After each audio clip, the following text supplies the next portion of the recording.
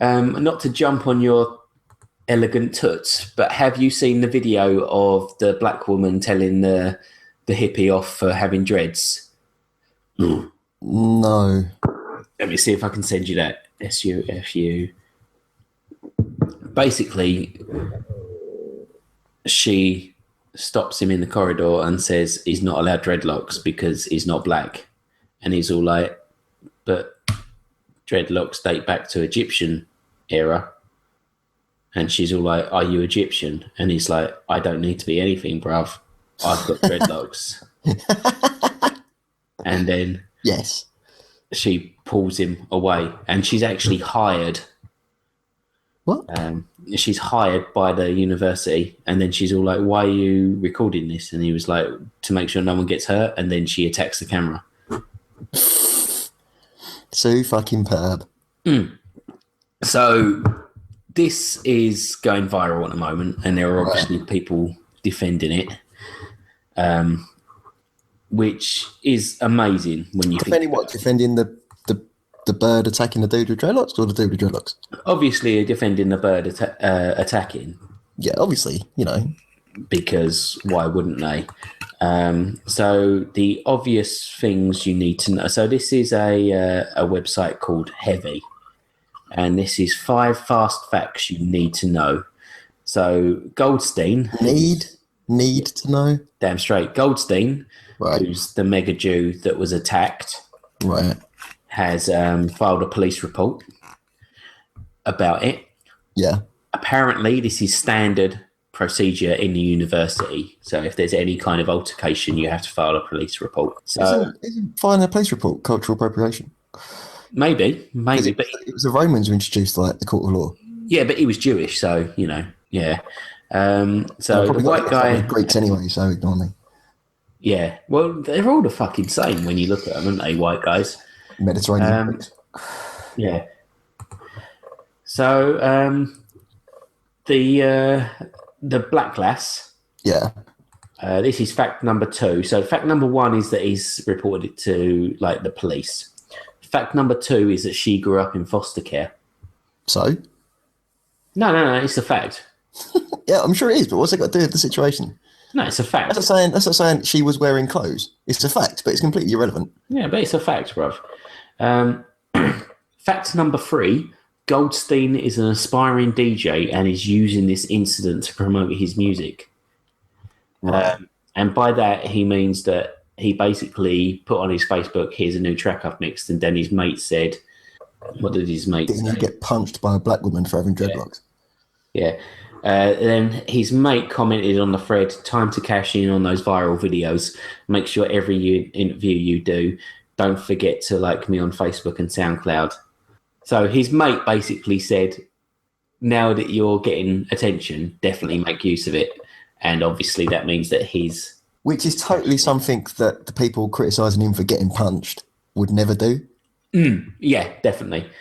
4th fact I don't even want to talk about because it's some kind of creature. What, the one who punched him? No, I don't know what's going on here. I just want to show you a link. Oh, Tay Sunday. So whatever that is has said... Tay Sunday's the guy who did Chocolate Rain. That's not a fucking guy, mate. Look at it. Well, that person saying Chocolate Rain, remember that? Oh, I remember that. Yeah, that's Tay Sunday. So whatever that is, he's desperately trying to stay relevant and getting involved in this mess. The girl, besides assaulting this young man, exudes profound intellectual poverty. Really? So is they trying to say that if you're poor, you can punch people? Yeah. Oh, okay.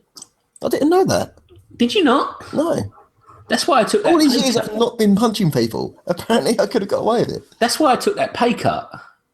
Oh, what, just so you retained the right... Is it like a tax break? Yeah, If you earn below a certain wage, you're allowed to punch people? Yeah, if you have a couple of kids more than the average, you're allowed to, I don't know, eat at Domino's more or whatever. If you can choose to lower your wage, but have facial attack incentives Yeah. based in. So, it all works out all right. You know, it's hard for the average man to understand. I appreciate that. It's I don't know, man. I've clearly I need to read up on what benefits we get. Yeah, there's a lot of benefits out there. And fact number 5, and this is an important one, there are more Asian students at SFSU than any other demographic. Okay. So those are the 5 facts that you need to know. That sounds like someone had 4 facts. Yeah. And but it wasn't 4 isn't a good number for an article. So Yeah. what else? For Asians. Yeah, so the only interesting fact here would be fact 1 that says this guy who was accosted on a stairwell has followed school campus procedure and alerted police to it as the fact that it's gone viral. Right. How do you feel about that? Well, see, this is where the internet confuses me. Is that why does it matter if it's gone viral? The incident still happened. Yes, but I guess if it had not gone viral, he would have just let it slide and just gone. Yeah, he would have gone like. Right. So he went to the police because it went viral. Yeah, so it's gone viral. So I guess he'd rather kind of go to the police and say, yes, this actually occurred. These were the situations that arose to it before everything went nuts. So in my mind, he's done the right thing, right? Yeah. That almost sounds like he wants her to not just get pulled up. He's not pressing charges, from what I understand. I did file a formal campus police report, and I decided to let the education system deal with her. So he hasn't done anything. Like even when it says a police report, I think that's like, as he says, like the campus police, which I assume is just some numbnuts that does it for fucking points or some shit.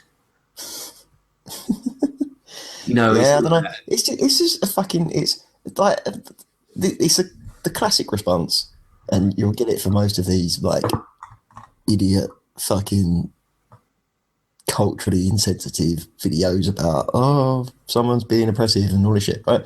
Imagine if this was reversed. Yeah. Yeah. Imagine if it was a white guy with dreadlocks accosting a black woman for some completely bullshit reason. Yeah. Yeah. Like, he would be getting fucking death threats at this point. He would be fucked, bruv. Yeah. Like instead, because he's the one who's taking it and she's the one being Larry. Yeah. Purely because of the colour of her skin. Yeah.